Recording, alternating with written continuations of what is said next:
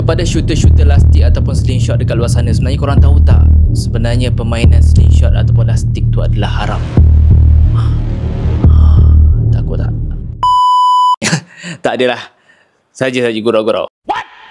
Sebenarnya tak ada pun. Sebenarnya saya dapat satu komen daripada aplikasi TikTok dan juga Facebook. Sebab saya ada buat satu posting di TikTok dan juga di Facebook berkenaan dengan waktu tu saya test shoot fork baru ataupun plastik baru. Saya tunjuk pada anda plastik Scorpion, fork Scorpion. Ni fork dia. Ni fork yang sama saya shoot dekat dalam video tu lah. Ni fork dia. And then saya terima lah dalam posting tu satu komen yang agak kurang menyenangkan sebab dia melibatkan hukum kan, dia melibatkan fiqh dan akidah kita sebenarnya. Jadi waktu tu saya nampak satu komen, dia kata dia dapat daripada sahabat dia, sahabat pemanah dia yang mengatakan bahawa lastik tu sebenarnya haram.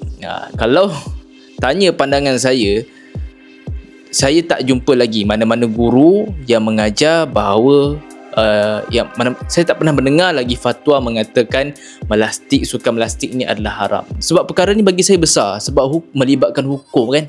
Kalau korang dengar sendiri pun benda yang haram tu sudah tentulah benda yang dosa besar.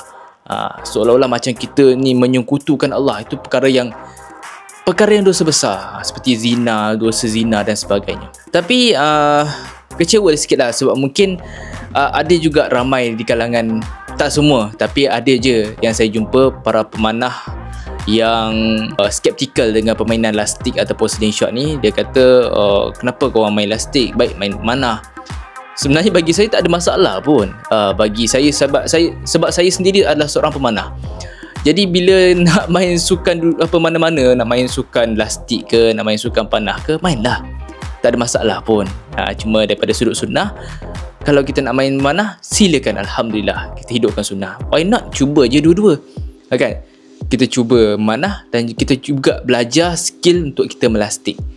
So lagi bagusnya dekat situ sebab kita ada pelbagai skill. Sebab ilmu Allah ni luas, terlampau luas. Cumanya yang beza ni pada hemat saya lah kan. Saya belajar memanah dan juga saya belajar plastik.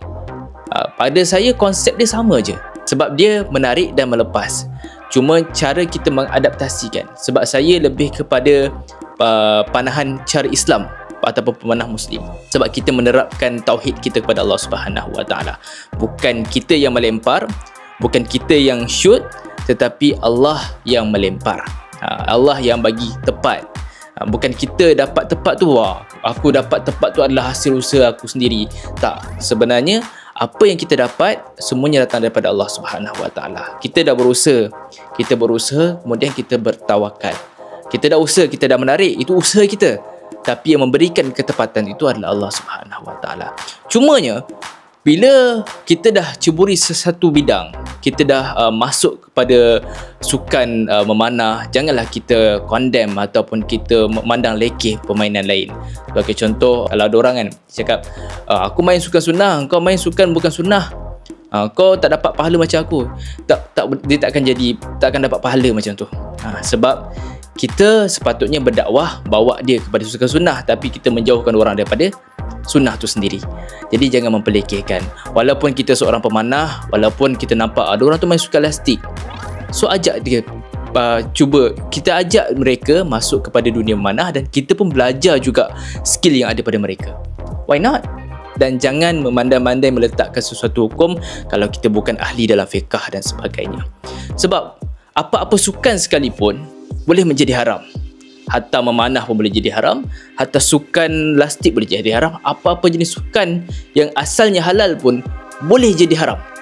Sebagai contoh, kalau kita main memanah, kalau kita melastik, tapi kita duk asyik melastik ataupun kita duk asyik memanah, tapi bila masuk waktu solat kita tak solat, kita tinggalkan solat. So permainan tu boleh jadi haram atas sebab permainan itu melalaikan kita daripada kita beribadah kepada Allah Subhanahu Wa Taala. Kalau kita bermain bola sepak sekalipun, permainan tu asalnya halal, tak ada masalah, main sukan tu tak ada masalah. Tapi kalau kita main bola sepak, kita tak tutup aurat dengan sempurna, pakai seluar pendek, nampak aurat dan sebagainya, dia akan jadi haram. Sebab niat tidak menghalalkan cara. Memang sukan tu halal, tapi dia jadi haram atas sebab kita tidak tutup aurat. Kalau kita masuk acara larian ke maraton ke apa ke, sukan tu halal je, kita lari je, tak ada masalah. Tetapi kalau dah melibatkan pakaian kita ni, terjojol sana, terjojol sini, ketat sana, ketat sini, dia akan jadi haram lah. Sebab kita bukan menutup aurat, kita membalut aurat, kita menelanjangkan diri kita sendiri. Jadi itulah maksudnya, hukum tu dia boleh menjadi haram atas sesuatu sebab. Jadinya jangan suka-suka memetik ataupun menghukum sesuatu benda kalau kita tak tahu. Sebab hatta mufti sendiri pun tak keluarkan fatwa. Jadi kepada sahabat-sahabat kat luar sana, hati-hati dalam berbicara, hati-hati dalam kita mengeluarkan sesuatu hukum. Kerana lebih baik kita tersilap ampun daripada kita tersilap hukum. Sebab hukum melibatkan akidah kita. Hukum hakam ni melibatkan akidah kita, dosa dan pahala dan sebagainya. Jadi jangan kita mengelirukan masyarakat, jangan kita mengelirukan umat. So back to the topic. Bagi yang minat memanah, teruskan memanah, dan kalau nak cuba perkara lain, silakan tambahkan skill anda kerana ilmu Allah ni cukup luas. Bagi yang melastik, teruskan melastik sebab saya pun adalah seorang pelastik. Saya pun main slingshot, saya pun adalah seorang pemanah, saya pun adalah seorang archer.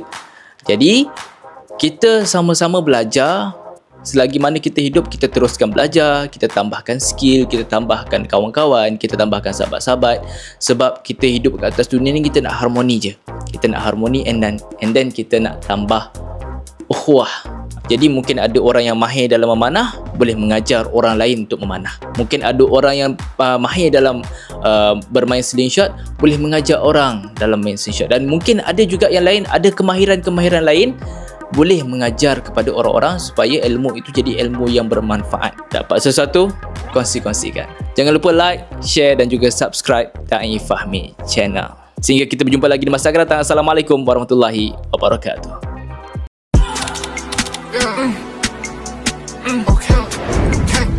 Okay.